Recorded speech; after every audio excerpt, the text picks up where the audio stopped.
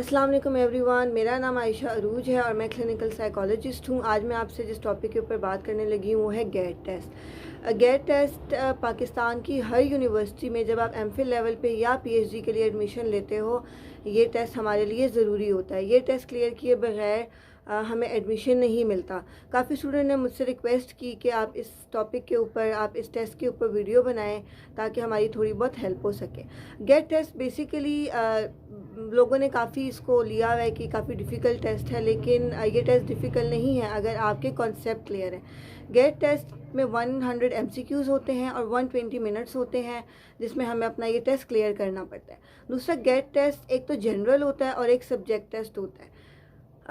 हमारी जो फील्ड है, हमें ऑब्वियसली सब्जेक्ट टेस्ट के लिए ही अप्लाई करना होता है जब हम एमफिल लेवल पर एडमिशन लेते हैं या पीएचडी के लिए हम अप्लाई करते हैं। अच्छा, अब साइकोलॉजी से रिलेटेड मैं आपसे बात करूंगी कि साइकोलॉजी का जो गेट टेस्ट होता है, हमें उसकी प्रेपरेशन किस तरह से करनी चाहिए। मेजर जो है हमारे पास, इसमें हमारे पास जिसमें से ज़्यादा एमसीक्यूज़ आते हैं, क्योंकि ये टोटली ऑब्जेक्टिव टेस्ट है और हमें उसी लिहाज से अपनी तैयारी करनी चाहिए। मेजर जो हमारा पोर्शन होता है वो हमारा साइकोपैथोलॉजी से आता है, जो हमारी इबनॉर्मल साइकोलॉजी होती है, जो डिसऑर्डर्स होते हैं। दूसरे नंबर पे हमारे पास स्टैट्स है, रिसर्च मेथडोलॉजी है एंड न्यूरो साइंसेज है। इसके अलावा बाकी सब्जेक्ट भी मैं आपको फर्दर बताती जाऊँगी। अब हमने इसकी तैयारी कैसे करनी है, पहले तो मैं बात करूँगी इबनॉर्मल साइकोलॉजी पे, या जो साइकोपैथोलॉजी जिसको हम कहते हैं। सबसे पहले तो हमें DSM-5 के जो हमारा जो न्यू एडिशन है, उसके जितने भी डिसऑर्डर्स हैं वो हमारे फिंगर टिप्स पे उनकी हमें जो डिसऑर्डर्स हैं वो हमारे फिंगर टिप्स पे होने चाहिए। हमें पता होना चाहिए कि कौन से डिसऑर्डर की कौन कौन सी सिम्टम्स हैं, क्योंकि पेपर में हमसे डायरेक्ट होके नहीं पूछा हुआ होता है कि ये डिसऑर्डर है तो बताएं क्या क्या सिम्टम्स हैं। केस स्टडी दी हुई होगी, वो केस स्टडी पढ़ के हमने खुद आइडेंटिफाई करना है कि ये कौन सा डिसऑर्डर है। ठीक है, इसी तरीके से जब हम साइकोथेरेपीज़ की बात करते हैं तो साइकोथेरेपीज़ में भी हमें इसी तरह से केस स्टडी दी हुई होगी और वहाँ पे एमसीक्यूज़ में ही पूछा हुआ होगा कि भाई ये डिसऑर्डर है, अब कौन सी इंटरवेंशंस यूज़ करें जो इस क्लाइंट के लिए या इस केस स्टडी के लिए गुड है एज अ ट्रीटमेंट। ठीक है, इसके बाद हमारे पास आ जाती है रिसर्च मेथडोलॉजी। रिसर्च की हमें टाइप्स पता होनी चाहिए, हमें सैम्पलिंग टेक्निक्स पता होनी चाहिए।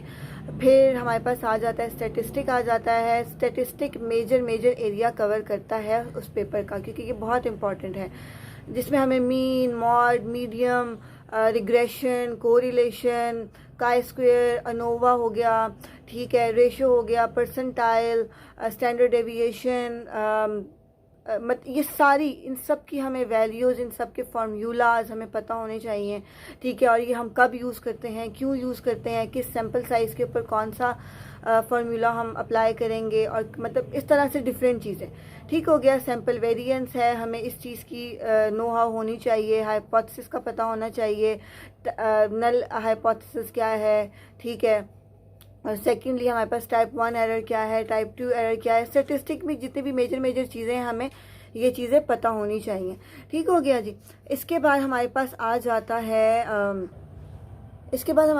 जाता है साइकोमेट्रिक्स आ जाते हैं। ठीक है, इसमें हमें तमाम टेस्ट के बारे में पता होना चाहिए। टेस्ट क्यों कंडक्ट कराते हैं, किस वजह से कंडक्ट कराते हैं, टेस्ट के फार्मूलाज क्या हैं, और किस एज ग्रुप के ऊपर कौन सा टेस्ट अप्लाई होता है, किस डिसऑर्डर के ऊपर कौन सा टेस्ट हमने अप्लाई करना है, और इसके रिजल्ट्स क्या शो करते हैं। ठीक है, रिलायबिलिटी क्या है, वैलिडिटी क्या है, इनकी टाइप्स क्या हैं, ये सारी चीज़ें हमें पता होनी चाहिए। ठीक है, क्योंकि अब अगर हमारे कॉन्सेप्ट क्लियर हैं तो फिर मेरा नहीं ख्याल कि हमें किसी भी किस्म की प्रॉब्लम हो सकती है एमसीक्यूज़ पढ़ते हुए या मतलब उनको सॉल्व करते हुए।